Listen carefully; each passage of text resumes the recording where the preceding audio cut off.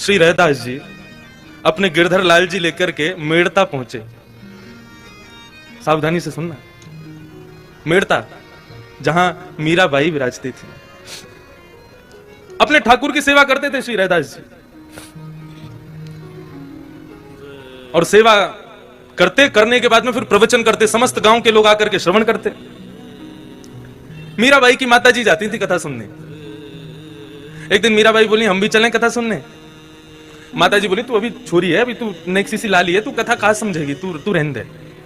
मीराबाई बोली हमारो घर मन ना लगे, आप हमें संगी ले चलो। तो माता जी मीराबाई को संग लेकर के आ गए। अब मीराबाई प्रवचन सुन रही थी। प्रवचन सुनते ही उनकी दृष्टि पड़ी, पीछे विराज रहे हैं श्री गिरधर लाल, गिरधर गोपाल। मीराबाई ने जैसे ही उनको देखा, देखते ही मन में यह भाव उत्पन्न हुआ कि इनको तो शायद मैं जानती हूं, मेरा इनसे परिचय है। अपनी मां से पूछने लगी, मां ये कौन है, ये जो पीछे बांकी अदा में खड़े हैं, एक भुजा ऊपर करके खड़े हैं, ये कौन है? बोले ये बाबा के अर्चावतार हैं, ये बाबा के सेव्य ठाकुर जी हैं। मीराबाई बोली आप जरा इनको नाम पूछो ना, इनको नाम कहा है? बोले अब कहा करे तू बाबा करे ना। नहीं नहीं मोकू कछु आभास है रहो है, आपने पूछो तो सही। मीराबाई की माताजी ने रहदास जी से पूछा, बाबा हमारी लाली जिज्ञासा कर रही है, आपके ठाकुर जी को नाम कहा है? रहदास जी बोले गिरधर गोपाल। गिरधर गोपाल सुनते ही मीराबाई का हृदय का मयूर नृत्य करने लगा। रहदास जी के चरणों में प्रणाम किया और कहने लगी, आप इनको ये नाम गिरधर गोपाल कैसे पड़ा, मुझे बता सकते हैं? रहदास जी बोले इंद्र का मान बढ़ गया था, ब्रजवासी इतनी सेवा करते थे, तो उसके मान को घटाने के लिए और ब्रजवासियों की सेवा सद वस्तु को प्राप्त हो, सद स्थान पर लगे, उसके लिए श्री बालकृष्ण प्रभु ने नख पर धार लियो गिरिराज नाम गिरधारी पायो है। जैसे ही नख पर गोवर्धन पर्वत धारण किए, सो इनको नाम गिरधर गोपाल पड़ गए। मीराबाई के नेत्रों में आंसू आ गए और रहदास जी के चरण पकड़ के मीराबाई कहती हैं, प्रभु ये आपके ठाकुर जी नहीं है, ये मेरे ठाकुर जी हैं, और ये मेरे पास आने के लिए आपका सहारा लेके आए हैं। रहदास जी का ताम्र वर्ण हो गया। बोले कैसी बात कर रही हो, मैं कब से सेवा कर रहा हूं इनकी, और तुम कह रही हो तुम्हारे हैं? तब मीराबाई ने अपने पूर्व जन्म की कथा बताई। कौन है मीराबाई? भगवान के एक मित्र सुबल का ब्याह पूर्व जन्म में मीराबाई से हुआ था। मीराबाई जब अपने पूर्व जन्म में थी, तब उनका ब्याह भगवान के मित्र सुबल के साथ हुआ। तो जैसे ही ब्याह हुआ तो मीराबाई की माताजी क्या बोली, देख तेरो ब्याह सुबल ते हैरो है, और तू पता कहां जाएगी, तेरो ससुराल है ब्रजमंडल, लेकिन याद रखियो तेरे पति को जो मित्र कृष्ण है ना, वाकु भूल के भी अपना मुख मत दिखा दियो। यदि तेने अपनो चेहरा दिखा दियो तो वाके अंदर वशीकरण शक्ति है, वो तो को अपनो बना लेगा और तेरा पतिव्रत धर्म नष्ट हो जाएगा। मीराबाई बोली, मैया तुमने मुझसे कह दी और मैंने आपकी मान ली, वो कितनों प्रयास कर ले वाकु अपना मुखमंडल नहीं दिखाऊंगी। सुबल मीराबाई से ब्याह करके, जैसे ही उनको, मीराबाई का नाम कुछ और था, ब्याह करके लौटा तो ठाकुर जी को पता चली हमारो सुबल हमारो मित्र है, भैया ब्याह करके आयो, भाभी लेके आयो, जब पूछ के तो आए सब ठीक ठाक है कि ना, और या बहाने भाभी को चेहरा देखे आवेंगे। अपने बालक और मित्र की बहु सबन ने बढ़िया लगे, हमें अनुभव ना है, आप लोगों ने ज्यादा होगा। अब ठाकुर जी पहुंचे, सावधानी से सुनो, बड़ी बड़ी सुंदर कथा। अरे सुबल आगो भैया। बोले हाँ आ गए। कहाँ भैया इतने दिन आते? बोले ब्याह है ना, तो अब गृह गृहस्थी बन गई है, वही में व्यस्त हो। अरे भैया ब्याह करे आयो ने, हमें दिखा दे अपनी बहू को मोड़ो। सुबल बोलो तू देवर है, वो तेरी भाभी है, अपने आप देख ले मोते काके। तो पालकी में बैठी थी मीराबाई, और हमारे श्रीनाथ जी बाबा ऐसे पर्दा हटा के जैसे ही भीतर झांकने लगे, मीराबाई को पता चला ये वही बालकृष्ण, तुरंत अपना मुंह ढक लिया। ठाकुर जी बोले भाभी जी ने अपना मुखमंडल दिखाई दो। मीराबाई ने मुंह खिला दिया, बोले नहीं दिखाएंगे। ठाकुर जी ने खूब, अब आप सोचो ठाकुर जी जाको मुख देखना चाहे, मीराबाई ने खूब मना किया, बोले हम अपना मुख नहीं दिखाएंगे। भगवान बोले ठीक है, तू को बहुत गुमान है ना अपने चेहरा पे, तू को श्राप दे रहा हूं मैं। एक दिन तुम जिस स्वरूप को तू अपना चेहरा नहीं दिखा रही है ना, यही स्वरूप की प्राप्ति के लिए तड़पेगी तू, और मेरा दर्शन नहीं आ पाएगा तू। और ऐसा कहकर ठाकुर जी वहां से चले गए। और जब वो समय आया जब इंद्र का मान भंग करने के लिए श्री बाल कृष्ण प्रभु ने अपनी इकन्नी उंगली पर जैसे ही गिरिराज पर्वत धारण किए, समस्त ब्रज के ब्रजवासी वहां पर खड़े थे। जैसे ही मीराबाई वहां पहुंची और भूल से ठाकुर जी को अपने नेत्रों से देख लिया, देख करके आज मीराबाई के नेत्र सजल हो गए। और सजल होते ही मीराबाई आज अपनी मां को कोसती है, बोले मैया तेने कैसी सीख दी मुख को, इनसे मुख छुपावे को आज्ञा करी तेने। ठाकुर जी को बार बार देखना चाहे, लेकिन श्राप के कारण बार बार ठाकुर जी दिखते ही धुंधले हो जाए। मीराबाई ने दोनों हाथ जोड़े और बार बार प्रणाम करे, बोले प्रभु मुझको क्षमा कर दो, अपना स्वरूप दिखाओ। ठाकुर जी के हृदय में भाव प्रकट भयो, तब मीराबाई को आज्ञा करी, तू चिंता मत कर, अब या जन्म में तो तू मेरा दर्शन होगा ही ना, लेकिन हाँ अगले जन्म में तू मीरा बन के आवेगी, तब एक संत के यहाँ गिरधर गोपाल रूप धारण करके मैं तेरे पास आऊंगा, तब तो मेरा स्वरूप दिखेगा। आज मीराबाई ने यह कथा सुनाई, लेकिन रैदास जी ने मानी नहीं। बोले वर्षों से सेवा कर रहा हूं मैं, कैसे दे दूं तुमको। मीराबाई गिरधर गोपाल की ओर देखती है और कहती है, आपके संत निष्ठुर नहीं है, आप निष्ठुर हो। आप ही नहीं चाहते मेरे पास आना, ठीक है प्रभु मैं जा रही हूं आज तो, लेकिन 3 दिन का समय दे रही हूं, यदि आप मेरे पास नहीं आए तो छुरी से अपना गला छेद दूंगी। चली गई मीराबाई। 3 दिन व्यतीत हुए। 3 दिन बाद जैसे ही ठाकुर जी नहीं आते दिखे मीराबाई को, तुरंत छुरी लेकर के अपने गले पर रख के बैठी, लेकिन मां ने बहुत याचना करके उनको रोक लिया। मां ने कहा ऐसे तू या प्रकार से अपने शरीर को दुष्प्रहार ना कर सके। मीराबाई बोली, यदि आप ऐसे मुझे बचा लोगी तो मैं दूसरे कारण है मेरे पास, मैं जल छोड़ दूंगी, अन्न त्याग दूंगी, यदि गिरधर गोपाल नहीं आए तो। शुष्क हो गया पूरा शरीर। ठाकुर जी से भी ये विरह देखा नहीं गया। और एक दिन श्री रैदास जी के स्वप्न में श्री गिरधरनाथ जी प्रकट हो गए और प्रकट होकर के उनसे कहा, बाबा मुझको क्षमा करो, मैं भले ही आप मेरी सेवा करते हैं और आपकी सेवा से मैं बहुत प्रसन्न भी हूं, लेकिन अब मैं आपके पास नहीं रह सकता।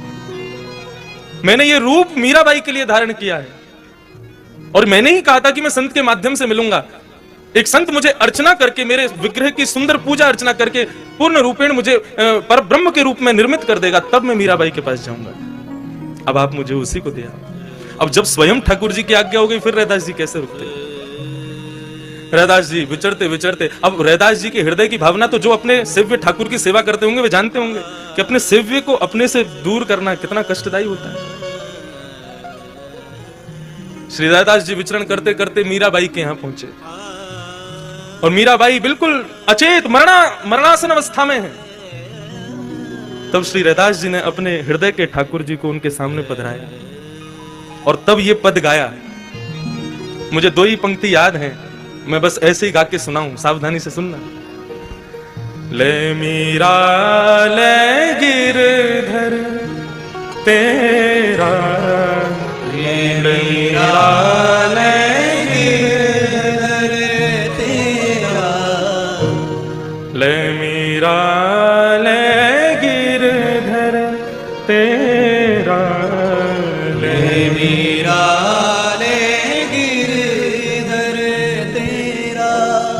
सेवा पूर्ण भई अब मेरी, सेवा पूरी भई अब मेरी, सेवा पूर्ण भई अब मेरी, सेवा पूरी भई अब मेरी, जागा तेरा बेटी, ले मीरा ले गिरधर तेरा, ले मीरा ले गिरधर तेरा। और श्री रैदास जी महाराज अपने सेव्य, अपने निज ठाकुर जी को मीराबाई को दे आए।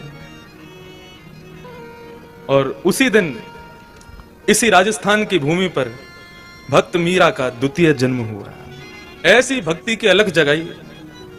आज भले ही अपने देह से ना हो, लेकिन अपनी वाणी से, अपने कृत्यों से आज भी मानो ऐसा लगता है कि मीराबाई रात्रि में सब सो जाते हैं, ठाकुर जी भी शयन करते हैं हम लोगों के लिए, लेकिन कपाट बंद होते ही मानो मीराबाई जैसे भक्तों के साथ में ही लीला करते हैं। ये भक्ति की वो परिणति है जहां तक हर वैष्णव पहुंचना चाहता है, लेकिन संसार के माया के कारण नहीं पहुंच पाता। तो वही भाव, ये कथा क्यों कह रहा हूं मैं, अर्चावतार का ये स्वरूप है कि वो एक को संयोग देता है तो किसी को वियोग दे के आया है, और आपको संयोग दिया है तो एक दिन आपको भी वियोग देगा।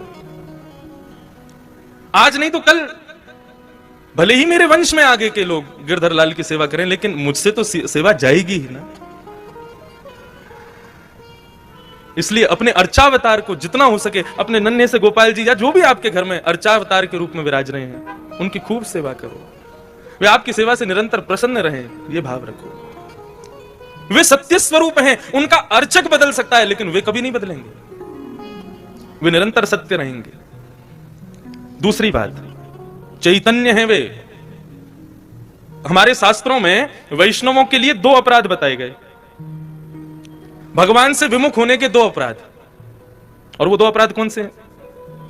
पहला अपराध तो यह है कि अपने घर में विराज रहे ठाकुर जी में, अर्चावतार में मूर्ति भाव रखना, ये सबसे पहला अपराध है। वे चैतन्य हैं, आपके हृदय का भाव ऐसा ही होना चाहिए कि जिस प्रकार मुझे भी सर्दी लगती है, मुझे भी गर्मी लगती है, मुझे भी भूख लगती है, पुष्टि क्या है? यही तो पुष्टि है। वे ठाकुर साक्षात लाडले लाल के रूप में ही विराज रहे हैं। श्रीनाथ जी महाराज जिस सेज पर विराजते हैं, उस सेज को सेज नहीं माना जाता। वो सेज क्या है? जिस स्थान पर श्रीनाथ जी विराज रहे हैं, उस स्थान को माना जाता है कि ये श्री यशोदा जी की गोदी है और गोदी में लाला बैठे हैं। पिछवाई जो है वो किसका भाव है?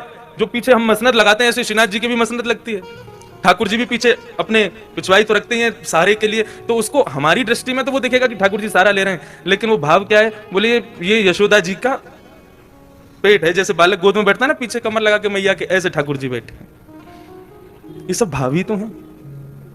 और भाव ये स्थित हो जाए तो वहां वास्तव में ऐसा ही लगेगा कि यशोदा जी बैठी और यशोदा की गोद में लाला बैठे हैं। लेकिन भाव नहीं हो तो बस ये लगेगा कि ऊपर भुजा करके और ठाकुर जी ऐसे बस श्रीनाथ जी के रूप में बैठे हैं। वे चैतन्य हैं, उनमें मूर्ति का भाव तो उत्पन्न। श्रीमद् भागवत में तो ऐसा लिखा है, ठाकुर जी को मूर्ति समझने वाले के दर्शन करके हम तो अपवित्र हुए, हमारे वस्त्र भी अपवित्र हो गए। वे साक्षात लाला हैं, साक्षात गोपाल जी, वे चैतन्य हैं। अपने घर के ठाकुर की भी आप सेवा करें तो यही भाव रखें कि वे चैतन्य हैं। उनको भी सर्दी लगती है, उनको भी गर्मी लगती है। अब ऐसी सर्दी में दिल्ली में, वृंदावन में लोग सेवा तो करते हैं, ठाकुर जी को जड़ेदार कपड़े पहनाते हैं, उनको भी तो चुभता होगा। आपका भाव नहीं है इसलिए आपने कुछ भी पहना दिया है। यदि भाव होगा तो आप पहले से विचार करोगे नहीं, ठाकुर जी को ये नहीं पहनाना, ठाकुर जी को ऐसे नहीं पहनाना। चैतन्य, वे चैतन्य, उन्हें भी अनुभव होता है। बड़ी प्रसिद्ध कथा, एक व्यास जी कथा कर रहे थे और करते करते बोले कि मैया ने ठाकुर जी को उखल से बांध दिया। भैया अब समय पूरा हो गया, कथा कल से कहेंगे। रात में व्यास जी अपने भोजन प्रसाद करके जैसे सोए, चोर पूरा घर चोरी करके ले गए। व्यास जी को छोड़ गए और व्यास जी के छोटे से गोपाल जी को छोड़ गए। सुबह सुबह व्यास जी उठे, उठ करके जैसे ही देखा तो पूरे घर में कुछ बचा ही नहीं, बर्तन भी ले गए चोर। सब जगह घूम घाम करके अपने गोपाल जी को देखा तो गोपाल जी बैठे बेचारे, उनका सिंहासन भी ले गए। व्यास जी गोपाल जी के सामने बैठे और बैठ करके बोले, गला फाड़ फाड़ करके आपकी कथा सुनाते हैं पूरे विश्व को, सदैव आपकी सेवा करते हैं, आपके लिए भोग बनाते हैं, घर में कोई भी सामग्री आए पहले आपको प्रदान करते हैं। इतने परिश्रम से घर बनाया, सब सामग्री इकट्ठी करी, और कल रात को क्या थोड़ा सा थक के गहरी नींद में सो गया तो मेरी रक्षा भी नहीं की आपने। वैसे पूतना को मार दिया 6 दिन की उम्र में, अघासुर, बकासुर, धेनुकासुर सबको मार दिया। इतनी सामर्थ्य तो आप में 7 वर्ष की उम्र में ही आ गई। और जो व्यास आपकी वर्षों से सेवा कर रहा है, उसकी एक दिन बस थोड़ा सा, मैं किसी को बता थोड़ी रहा था, एक दिन मेरी रक्षा कर लेते, सब सामग्री बच जाती, क्या बिगड़ जाता आपका। तो जब इस भाव से बात की, आपके भीतर चैतन्यता आ जाए, आप ठाकुर जी से बोलने लग जाओ, तो वास्तव में आपको लगेगा ठाकुर जी उत्तर दे रहे हैं। जब वो व्यास जी ऐसे बात करने लगे तो लड्डू गोपाल बोल पड़े, हमें काय को डांट रहे हो, हमारी गलती थोड़ी है। व्यास जी बोले, आपकी गलती नहीं है तो नहीं, गलती तो हमारी है जो हम आपकी सेवा करते हैं। ठाकुर जी बोले, देखो हम पे गुस्सा मत करो, हमारी गलती नहीं है, गलती जिसकी हो उसको डांटना चाहिए, बिना अपराध के किसी को दंड नहीं देना चाहिए। व्यास जी बोले, क्यों नहीं है आपकी गलती, क्यों नहीं बचाया आपने, आप तो कर सकते थे ना, आप तो सर्व सामर्थ्यवान है। भगवान बोले, हम कर देते, लेकिन कल तुमने कथा में कहा था कि मैया ने हमको उखल में बांधा, हम तो उखल में बंध रहे थे, यदि खुले होते तो बचा लेते, बंध रहे थे हम तो। कहने का अभिप्राय व्यास जी ने गोद में ले लिया, ठाकुर जी को हृदय से लगा लिया। आपका भाव स्थापित हो, वो चैतन्य स्वरूप है। एक वैष्णव नवनीत प्रिया जी गोपाल जी की सेवा करता था, लेकिन उसके घर में इतनी दैन्यता थी कि एक बार का भोजन ही 3 बार में पाया जाता था, दोबारा बनाने की सामग्री नहीं इकट्ठी हो पाती थी। अब उसका कोई एक मित्र आया, वो पैसे वाला, उसने आकर के उससे कहा, और भाई सब ठीक? बोले हाँ सब ठीक। बोले तुम्हारा दिन सुधर गए कि नहीं? बोले अब वैसे ही है भैया, क्या करें, एक समय रोटी बनती है, उसी से शाम तक का गुजारा होता है। बोले अच्छा तुम पूजा वूजा करते हो क्या? बोले हाँ। बोले किसकी करते हो? बोले गोपाल जी, नवनीत प्रिया जी, लड्डू गोपाल, इनकी पूजा करता हूं। हंसने लगा मित्र, इनकी सेवा करते हो? अरे ये भी बेचारे जब इनको पूतना मारने आई ना, स्तनों में विष लगा के, तो ये भी नेत्र बंद करके शंकर जी से मदद मांग रहे थे कि पूतना के स्तन के विष को तुम पी जाओ। अरे जो अपनी रक्षा स्वयं नहीं कर पाते, तुम्हारी रक्षा क्या करेंगे? इनसे बड़े शंकर जी हैं, शंकर जी को लिया तुम, उनकी सेवा शुरू कर दो। अब बेचारा मरता क्या नहीं करता, सब कर लेते हैं। शंकर जी ले आया दूसरे दिन, और नवनीत प्रिया जी लड्डू गोपाल जी को दूर एक जगह टेबल पर बैठा दिया। बोले तुम्हारी सेवा अब हो गई, तुमने तो कुछ किया नहीं, अब इनकी करेंगे हम। अब शंकर जी की पूजा उसने शुरू कर दी। खूब रुद्राष्टाध्यायी से अभिषेक आदि सब करने के बाद में अगरबत्ती जला करके और त्रिपुंड लगा लिया। पहले तो ऊर्ध्वपुंड लगा रहा था, अब त्रिपुंड लगा करके ओम नमः शिवाय जप करने लगा। अब जैसे ही आंख खोल के देखा तो जो उसने अगरबत्ती जलाई थी उसका धुआं उड़ करके गोपाल जी के पास जा रहा था। अब वो धुआं है, वो तो कहीं भी जा सकता है। अब जैसे ही गोपाल जी के चारों तरफ उसने धुआं देखा तो ठाकुर जी के पास जाके क्या बोलता है, इतने वर्षों से सेवा कर रहा था, तब तो मेरी नहीं सुनी, आज दूसरे किसी को ले आया तो चिढ़ के मारे उसकी अगरबत्ती भी खुद ही सूंघ रहे हो। और ठाकुर जी को बोला तुमको यहां बैठने नहीं दूंगा, अलमारी में बंद करूंगा। जैसे ही ठाकुर जी को इस भाव से उठाया, ठाकुर जी प्रकट हो गए वहां पर, चरणों में गिर पड़ा। बोले महाराज आपने आज तक मुझे दर्शन नहीं दिए, शंकर जी के आती दर्शन कैसे हो गए? बोले देख ये भेद बुद्धि मत रख, मुझ में शंकर जी में कोई भेद नहीं है, और शंकर जी आए इसलिए दर्शन दिए ऐसा भी नहीं है। तो बोले क्यों किए, फिर क्यों दिए दर्शन आज आपने? बोले कल तक तुझे ये नहीं लगता था कि मेरी नांग सूंघती भी है, कल तक तुझे ये नहीं लगता था कि मुझे भी जलन हो सकती है, लेकिन आज तेरे भीतर ये भाव आया कि मैं चैतन्य हूं, ये अगरबत्ती मैं भी सूंघ रहा हूं, मुझ में भी एक जलनशीलता आई है, मतलब मैं साधारण मूर्ति नहीं, मैं चैतन्य हूं। जब तेरे हृदय में ये भाव आया तो मैं पीछे क्यों हटूं, मैं भी प्रकट हो गया। मैं भी क्यों मूर्ति तक रहूं, जब तू ही मुझे इतना ऊपर पहुंचा चुका है तो मैं भी प्रकट हो गया। तो ठाकुर जी का दूसरा स्वरूप भागवत कहती है चैतन्य। उनमें सदैव वही भाव रखो, ये चैतन्य है। एक बार को मंदिर में विराज रहे ठाकुर में हमारी चैतन्यता का भाव रहता है कि नहीं ये ठाकुर जी हैं, इनके सामने बेल्ट नहीं पहननी, इनके सामने जींस नहीं पहननी, इनके सामने ऐसे नहीं जाना। लेकिन अपने घर के ठाकुर के सामने भी हम लोगों के अंदर चैतन्यता का भाव तो रहता नहीं। 2 दिन के लिए उदयपुर में महाराज किसी का ब्याह हो रहा है हमारे परिवार में, और 2 दिन के लिए जाना है पूरे घर को। 80-80 हजार रुपए के सबने कपड़े बनवाए अपने, सब लोग जाएंगे, ठाकुर जी के आगे मिश्री रख जाएंगे। बोले हम तो जा रहे हैं उदयपुर, वहीं ब्याह में रहेंगे, थोड़ा आनंद करेंगे, आप मिश्री का भोग लगाओ। तुम रह लोगे 2 दिन मिश्री पे? नहीं रह सकते। सब लोग इधर देखो, सावधानी से एक बात बता रहा हूं मैं, इस बात को समझ लेना। ये 24 अवतार तो ठाकुर जी के हैं ही हैं, ये 25वां अवतार जो अर्चा अवतार है, ये ठाकुर जी ने क्यों धारण किया? हमारे घर में ठाकुर जी अपनी सेवा कराने के लिए क्यों पधारे? इसके पीछे एक बहुत सुंदर भाव है, सावधानी से सुनिएगा। पूज्य गुरुदेव भी बैठे, उनसे भी निवेदन। दास के मन में ठाकुर जी की सेवा करते हुए एक भाव आया, तो मेरी इच्छा हुई कि मैं उस भाव को कहूं कि ठाकुर जी सबके यहां सेवा कराने के लिए हर घर में क्यों विराज रहे हैं। आप पूरे नाथद्वारा को देख लो, हर घर में ठाकुर जी का चित्रपट ही सही विराज रहा होगा। वृंदावन तो प्रसिद्ध है, घर घर तुलसी ठाकुर सेवा, दर्शन गोविंद जी को, अलीरी मोहि लागे वृंदावन नी को। क्यों विराज रहे हैं ठाकुर जी हम सबके घर में?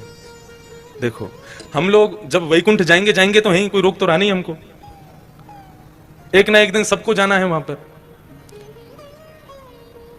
तो यदा कदा हमारे द्वारा किए गए कृत्य के कारण यदि हमें कभी वैकुंठ के अलावा भी लोगों का दर्शन करना पड़ गया, मानो जैसे नरक का दर्शन हो गया या स्वर्ग का दर्शन करना पड़ गया, और उस पश्चात वहां पर बताया गया तुमने ये अपराध किया था इसलिए तुमको ये करना पड़ा, तो हम ठाकुर जी से शिकायत करने लग जाएंगे। प्रभु आपकी इतनी अर्चना करते हैं, इतनी सेवा करते हैं, इतनी पूजा करते हैं, इतना आपका नाम गुणगान करते हैं, उसके बाद भी हमारे जीवन में दुख, उसके बाद भी हमारे जीवन में कष्ट, उसके बाद भी हमारे जीवन में कभी सुख की अनुभूति नहीं, और उसके बाद भी जब हम संसार छोड़ के आए तो नरक का दर्शन। शिकायतें दुनिया भर की हम ठाकुर जी से करने लग जाएंगे। आपने ये नहीं किया, ये नहीं किया, ये नहीं किया, हम ठाकुर जी से शिकायतें करेंगे। भगवान बोले ये मुझसे शिकायत करे उससे पहले इसके यहाँ अर्चावतार रूप धारण करके बैठ जाओ इसके घर में। क्यों? बोले कभी ना कभी ये भी तो अपराध करेगा। सर्दी में कभी मुझे ठंडे जल से नहला देगा, भयंकर सर्दी में कभी मुझे हो सकता है पतला वस्त्र पहना दे, मुझे ठंडी लगे उससे। भयंकर गर्मी में खुद तो एसी में बैठेगा, मुझको पंखा भी नहीं चलाएगा, बिजली का बिल बढ़ जाएगा, मंदिर का पंखा बंद ही रहने दो। ये सारे अपराध ये करेगा मेरे साथ में, लेकिन मैं कभी शिकायत नहीं करूंगा। क्यों? हिसाब बराबर करने के लिए आया हूं, तुझे शिकायत करने योग्य छोड़ूंगा नहीं मैं। तुम भगवान से कुछ कह नहीं सकते कि भाई आपने ऐसा क्यों नहीं किया, आपने ये दुख क्यों किया। भगवान बोले तेरी शिकायत पूरी हो गई, अब मैं करूं शिकायत। भोग बनाते समय सब्जी देख करके भोग लगने से पहले ही तेरा मन ललचा गया था। एक बार भयंकर सर्दी में एक बार मुझे कहीं लेके जा रहे थे, बद्रीनाथ गए थे, मुझे इतना पतला वस्त्र पहनाया, मुझे सर्दी लगी, मैंने कभी शिकायत की तुमसे? तो मनुष्य की जितनी भी शिकायतें हैं उनका हिसाब बराबर हो जाए, उसके लिए ठाकुर जी अर्चावतार लेके आए कि आप ठाकुर जी से कुछ कह ना सको। यदि आपने कहा तो फिर ठाकुर जी कहेंगे। कितना भी प्रयास कर लेना, कितनी भी कोशिश कर लेना, अर्चावतार में एक ना एक अपराध तो हम करते ही हैं, लेकिन ठाकुर जी कभी कुछ नहीं कहते। तो वही चैतन्य है। और ठाकुर जी का तीसरा स्वरूप है आनंदम परमानंदम। ठाकुर जी आनंद स्वरूप है। श्रीनाथ जी का स्वरूप परमानंद प्रदान करता है। हमारे बाल कृष्ण प्रभु ने दुनिया भर के रूप धारण किए, कहीं पर बांसुरी बजा रहे हैं, श्री राधा वल्लभ जी में रोज ब्याह कर रहे हैं, बिहारी जी में नित्य मनोरथ कर रहे हैं, श्री गोपीनाथ गोविंद देव जयपुर में विराज रहे हैं, उनके भी अलग अलग रूप।